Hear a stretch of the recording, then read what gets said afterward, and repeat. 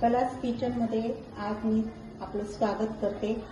आता पावसाळ्याचे दिवस चालू आहेत आणि बाजारात भाज्या पण काही चांगल्या येत नाही का, तर ऐन वेळेस काय करावं असा प्रश्न पडतो। तर आज मी सांडग्यांची भाजी करणार आहे।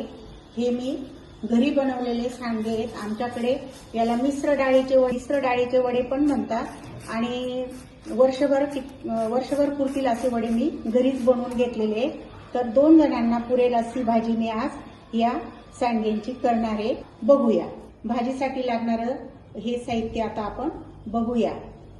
बारीक चिरलेला कांदा घेतलेला आहे, 2 मिरच्या कट करून घेतलेल्या आहेत, कढीपत्ता, तेल, लाल तिखट घेतलंय, कोथिंबीर, चवीनुसार मीठ, हळद आणि जिरे। गॅस पेटवला आहे आणि कढई ठेवलेली आहे। कढई चांगली तापलेली आहे, त्याच्यात आपण हे वडे भाजून घेऊ। त्याच्यात थोडंसं तेल टाकून असे चांगले भाजून घ्यायचे आहेत आपल्याला। वड्याचा कलर चेंज झालेला आहे, छान असे भाजत आलेले आहे।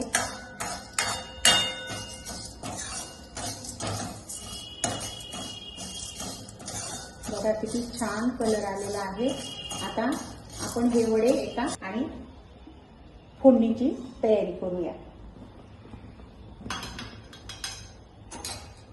आता मी 2 पळ्या तेल टाकून घेतलं।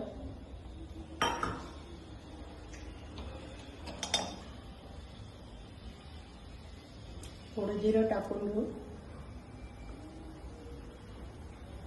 कट केलेल्या मिरच्या,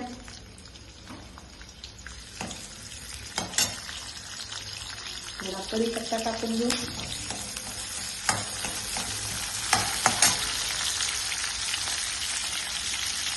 त्याच्यात हा कांदा पण टाकून घेऊ।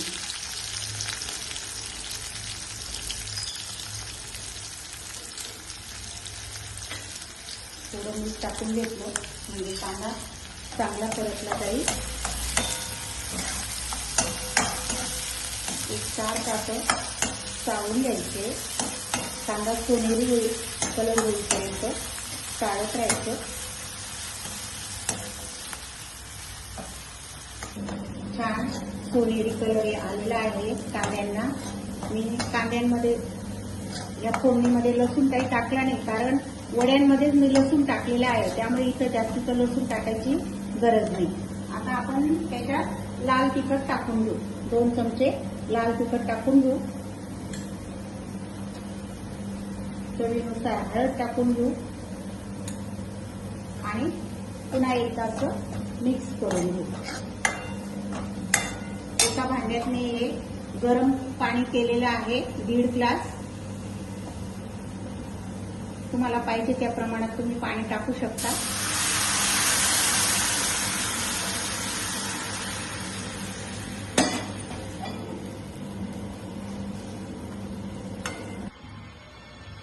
कोथिंबीर टाकून घेऊ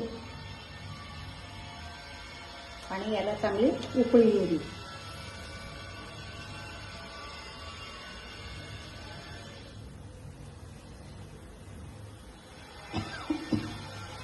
छान अशी उकळी आलेली आहे। आता हे भाजलेले वडे त्याच्यात टाकून घेऊ। गॅस बारीक केलेला आहे। आता आपली भाजी अशी 5 मिनिटांसाठी शिजू दे। तोपर्यंत आपल्याला उडदाच्या पापडांचा चुरा करून घ्यायचा आहे तोंडी लावायला। तर रेसिपीकडे वळूया। हे 3 उडदाचे पापड घेतलेले आहेत मी। आता याचा मस्तपैकी चुरा करून घेऊ आणि पापड असे भाजून घ्यायचे आहेत आपल्याला।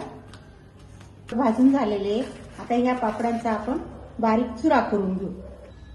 अशा पद्धतीने मी पापडचा हा असा चुरा करून घेतलेला आहे।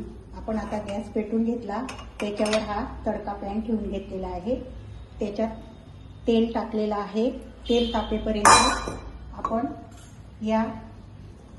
आता या चुऱ्यामध्ये आपण 2-3 चमचे लाल तिखट टाकून घेऊ आणि असं मिक्स करून घेऊ।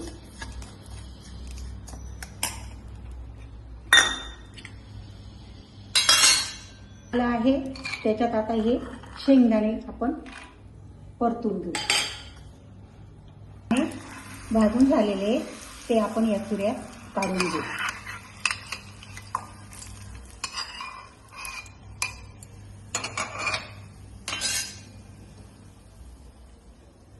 तेल गरमच आहे, त्याच्यात थोडंसं जिरं टाकून घेऊ, थोडा कढीपत्ता टाकून घेऊ. गॅस बंद केलेला आहे. गरम गरम तेलात असा कढीपत्ता छान असा कुरकुरीत होतो.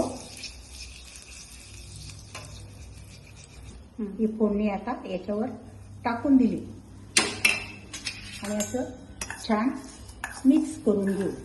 याच्यात मीठ टाकायची गरज नाही, कारण उडदाचे पापड त्याच्यात मीठ असतं आणि मग आपण अजून मीठ जर टाकलं तर त्याची चव बिघडू शकते.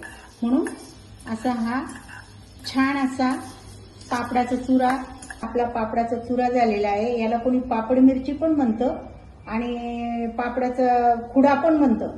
पण चवीला अतिशय अप्रतिम असा लागतो आणि जेवणाबरोबर तोंडी लावायला छान असा पापडाचा चुरा झालेला आहे. बघू शकता तुम्ही, खूप छान असं. बघा आपली भाजी आता तयार झालेली आहे. त्याच्यात आपण थोडं मीठ टाकून घेऊ. मीठ थोडंच टाकायचं आहे, कारण वड्यांमध्ये ऑलरेडी मीठ असतं. जास्त मीठ टाकायचं नाही, चवीनुसारच मीठ टाकायचं. आणि पुन्हा एकदा थोडंसं शिजवून घेऊ आपण. बघा कसा छान कलर आलेला आहे आणि अतिशय सुंदर अशी आपली सांडग्यांची भाजी, वड्यांची भाजी तयार झालेली आहे. गॅस भासाठी आपण ती शिजवून घेऊ. तयार झालेली आहे आणि पोळी बरोबर ते ही भाजी खूपच छान लागते. आणि जोडीला हा पापडाची मिरची किंवा पापडाचा चुरा. अतिशय छान कमी वेळात होणारी रेसिपी आहे. तुम्हाला जर आवडली तर लाईक करा, शेअर करा आणि एकदा करून